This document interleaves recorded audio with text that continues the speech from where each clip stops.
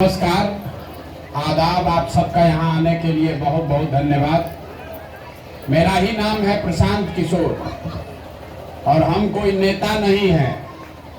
कुर्ता पैजामा पहने हैं, लेकिन हम कोई नेता नहीं हैं। आपसे वोट मांगने नहीं आए हैं। बिहार के एक साधारण परिवार के लड़के हैं।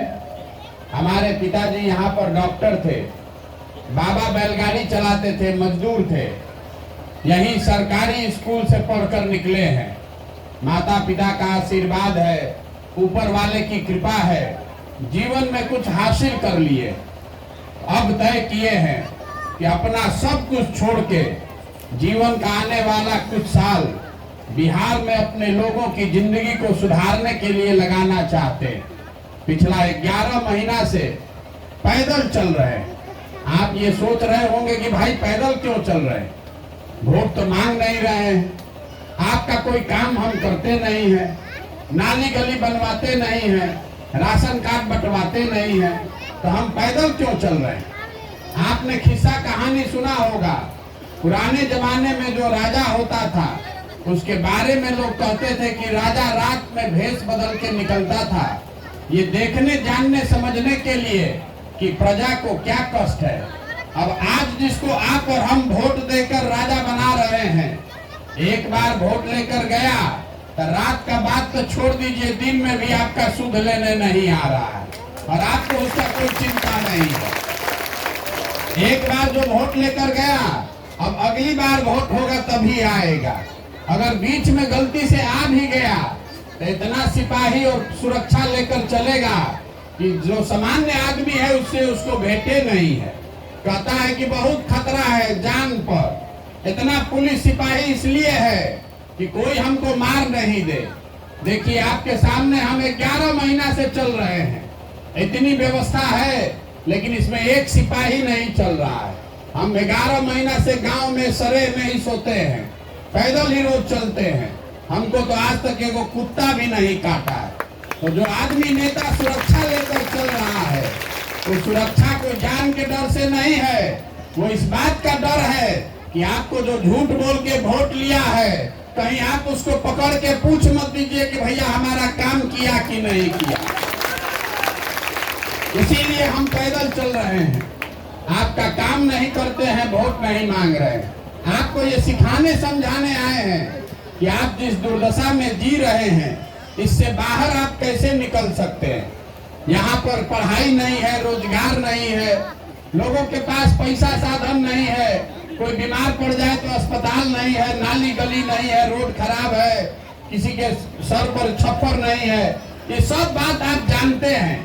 हम आपको आकर क्या बताएंगे? हम आपके गांव पंचायत में एक दिन आए हैं तो कुछ देखे होंगे, इसको समझ रहे हैं कि भैया क्या दिक्कत है। आप लोग तो सब यही रहते हैं। आपको कौन यहाँ समस्या है जो आपको नहीं मालूम है? जहाँ 5 आदमी बिहार का बैठेगा, वो यही बतियाता है कि भैया यहाँ तो पढ़ने का व्यवस्था नहीं है, बड़ा भ्रष्टाचार है, इलाज नहीं है, रोजगार नहीं है। 5 बरिस आप ये तोता के तरह बैठ के गाते हैं, लेकिन जिस दिन वोट होगा ये सारा चीज भुला जाइएगा। वोट के दिन बिहार के आदमी को 4 गो बात याद है। पहला बात, हमारा जात क्या है और कौन हमारा जात का नेता खड़ा है, उसी को वोट दिया जाएगा। और नेता अच्छा हो कि खराब, उस दिन आपको सड़क टूटा है नहीं दिखेगा, उस दिन आपके बच्चे को रोजगार है ही नहीं दिखेगा। अपना जात वाला नेता है तो जाके उसको वोट दीजिएगा। जो जात से बच गया वो धर्म में फंसा। हिंदू मुसलमान, सारा हिंदू एक हो जाइए, मुसलमान लोग नहीं जीतना चाहिए। पाकिस्तान को सबक सिखाना है, मंदिर बनाना है, तो सब लोग गुरबक बन के जाके हिंदू बन के वोट दे दिया। तो जात से बचे तो धर्म में फंसे। जो दोनों से बच गया, तो बिहार में एक वर्ग है जो कहता है कि भैया कुछ हो जाए, लालू जी का राज वापस नहीं आना चाहिए। बाप रे बाप, बहुत अपराध था, तो लालू जी के डर से जाके भाजपा को वोट देता है। और चौथा, हम लोग के मुसलमान भाई लोग है, ये लोग कह रहा है कि जिए चाहे मर जाएं, भाजपा को तो वोट नहीं देंगे। भाजपा तो मुसलमान विरोधी पार्टी है। तो भाई बिहार में बचा कौन? बिहार में तो दुइये गो दल है, एगो मोदी जी का भाजपा, एगो लालू जी का ललटेन। नीतीश कुमार बेचारे का तो पते नहीं है कि कब तक ललटेन पकड़ के लटकेंगे, कब कमल के फूल पर चले जाएंगे। तो जो मुसलमान है, तो जो बिहार में मुसलमान रहते हैं वो कह रहे हैं भैया कुछ हो जाए, काम हो चाहे नहीं है, ललटेने दिख रहा है, इसी में किरासन तेल बन के जलेंगे। आप ईमानदारी से बताइए, इसी 4 चीज पर न वोट दिए हैं तो काहे के लिए गाना गा रहे हैं? ए भैया पढ़ाई नहीं है, ए भैया रोजगार नहीं है। अरे सबको मालूम है, आपको हमको सारा नेता जानता है कि बिहार के जनता कितनों बतिया ले, हंस के गा के गरिया के वोटवा इसी 4 चीज पर देगा। तो आपका काम काहे के लिए होगा? अगर हमारी बात पर भरोसा नहीं है तो अभी 2 मिनट में आपसे सवाल पूछेंगे, आपको आईना की तरह दिखेगा कि आपका दुर्दशा क्यों है। सबको जवाब देना है, सबको जवाब देना है, हाथ उठा के हाँ चाहे ना बोलना है। सवाल सुनिए और सोच के बताइए। बिहार में और कुछ हो चाहे नहीं, बिहार में और कुछ हो चाहे नहीं, सभी के बच्चों के पढ़ने की व्यवस्था होनी चाहिए कि नहीं होनी चाहिए? सबको बताना है, आप कथा सुनने नहीं आए हैं। सब सोच के बताइए हाथ उठा के। बिहार में और कुछ हो चाहे नहीं, आपके हमारे सभी के बच्चों के पढ़ने की व्यवस्था होनी चाहिए कि नहीं होनी चाहिए? आपने अभी कहा है कि पढ़ने का व्यवस्था होना चाहिए। इसमें बहुत सारे लोग हैं जो पढ़े लिखे नहीं हैं। इसमें हिंदू भी है, मुसलमान भी है, अगड़ा भी है, पिछड़ा भी है, युवा भी है, बुजुर्ग भी हैं। लेकिन सब लोग को इतना पता है कि पढ़ाई का व्यवस्था होना चाहिए, क्योंकि अगर पढ़ाई होगा तो बच्चों का जीवन सुधरेगा। इतना बात आपको बुझा रहा है। किसी प्रशांत किशोर, किसी नेता की इसके लिए जरूरत नहीं है। तो अब जरा अपने अपने बच्चों का चेहरा याद कर लीजिए। सब आदमी अपने अपने बच्चों का चेहरा याद कर लीजिए और अपने बच्चों के नाम पर एक बार ईमानदारी से बताइए, आप में से किसने अपने बच्चों के पढ़ाई के लिए एक बार भी जीवन में वोट दिया है? कोई नहीं। देखिए कैसे शांत हो गया, सब है कड़ी हवा।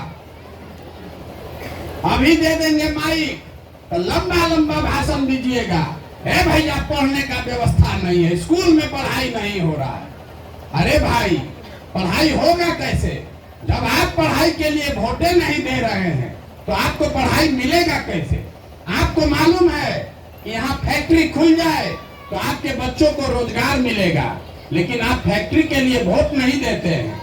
आपको मालूम है कि स्कूल में पढ़ाई होगा तो हमारा बच्चा पढ़ लिख जाएगा, लेकिन आप पढ़ाई के लिए वोट नहीं देते हैं। तो जिस चीज के लिए आप वोट देते नहीं हैं वो आपको मिलेगा कैसे? आप में से कुछ आदमी खड़ा होकर कह सकता है कि इसका क्या गारंटी है कि पढ़ाई के लिए वोट दे देंगे तो पढ़ाई हो जाएगा। हम आपको बता रहे हैं इसका गारंटी है। यही बात समझाने आए हैं। वोट जिसको देना है दे दीजिए, वोट जिसको देना है दे दीजिए, लेकिन अगर आप पढ़ाई के लिए वोट दीजिएगा, रोजगार के लिए वोट दीजिएगा तो पढ़ाई और रोजगार होगा ही होगा।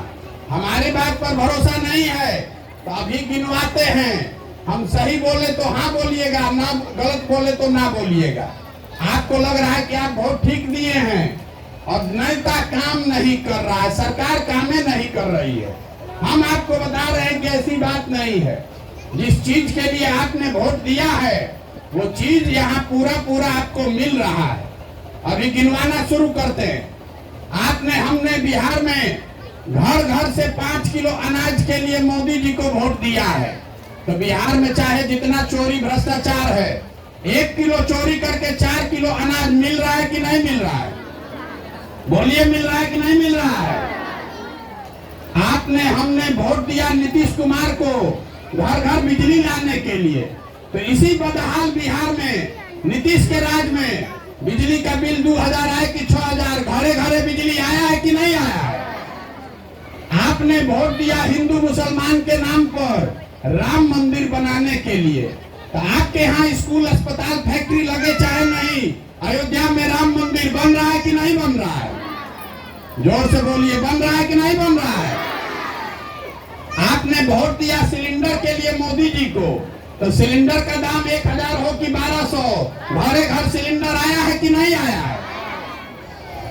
आपने वोट दिया जात के नाम पर, तो चाहे आपका जितना दुर्दशा है, आपके जात का नेता राजा बनकर घूम रहा है कि नहीं घूम रहा है?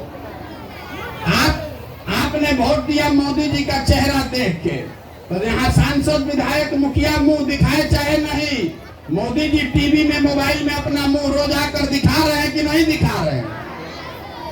आपने वोट दिया कि गुजरात में मोदी जी बड़ा विकास किए हैं, ये कहानी सुन के, तो भैया गुजरात में विकास हो रहा है, वहाँ फैक्ट्री चल रही है, और आपके हमारे बिहार के बच्चे गुजरात में जाकर मजदूरी कर रहे हैं कि नहीं कर रहे हैं? तो कौना बात पर वोट दिए हैं जो नहीं मिल रहा है?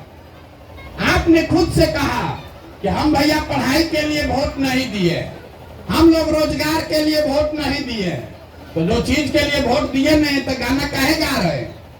इसीलिए आपका दुर्दशा है, और ये सुधरेगा नहीं। एगो प्रशांत किशोर आ जाए कि 10 प्रशांत किशोर, ये नहीं सुधरने वाला है। आप लिख कर रखिए। बहुत आदमी कह रहा है भैया प्रशांत जी आए हैं, बड़ा पढ़े लिखे आदमी है, भैया आप आगे आगे चलिए, हम लोग सब आपके साथ लगकर बिहार सुधारेंगे। हम आपको बता रहे हैं, जो आता है यही कहता है कि हमको वोट दे दीजिए, हम सुधार देंगे। हम आपको कह रहे हैं कि हमको वोट दे भी दीजिएगा तो नहीं सुधरेगा। जब तक आप नहीं सुधरिएगा, जब तक आप अपने बच्चों के लिए नहीं सजग होइएगा, तब तक इसको कोई नहीं सुधार सकता है।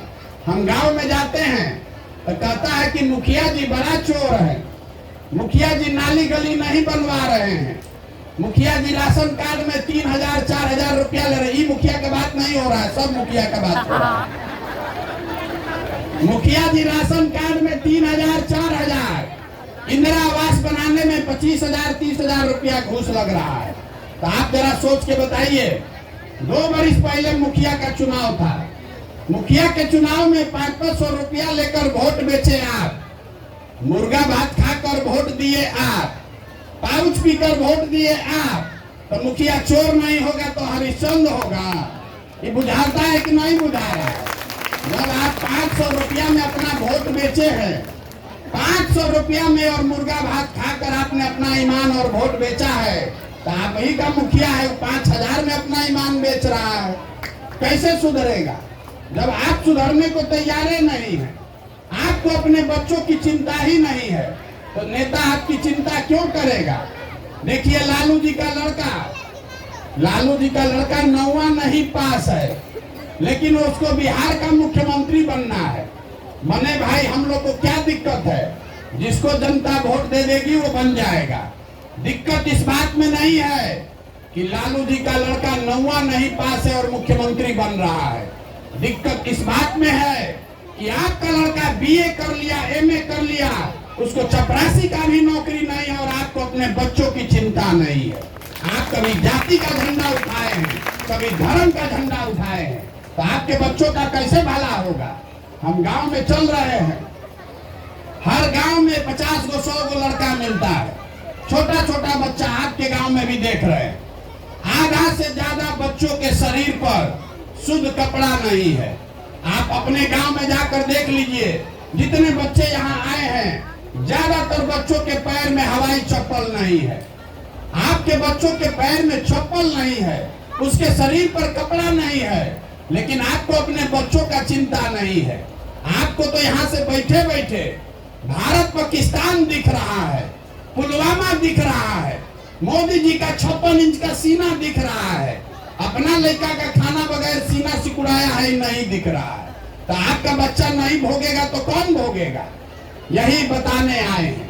आपसे हमको वोट नहीं चाहिए, आपको हाथ जोड़कर ये समझाने आए हैं। एक बार हमारी बात मानिए।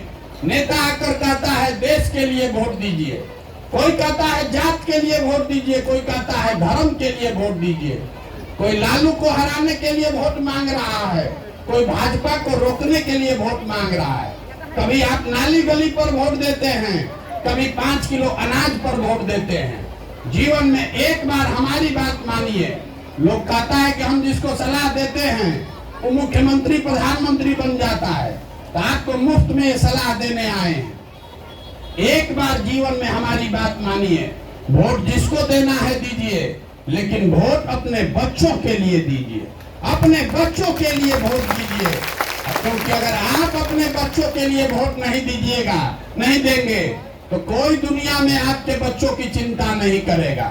देखिए, आप लोग जितने लोग आए हैं, हर घर से जवान लड़के या तो यहाँ बेरोजगार बैठे हैं या बाहर जाकर मजदूरी कर रहे हैं।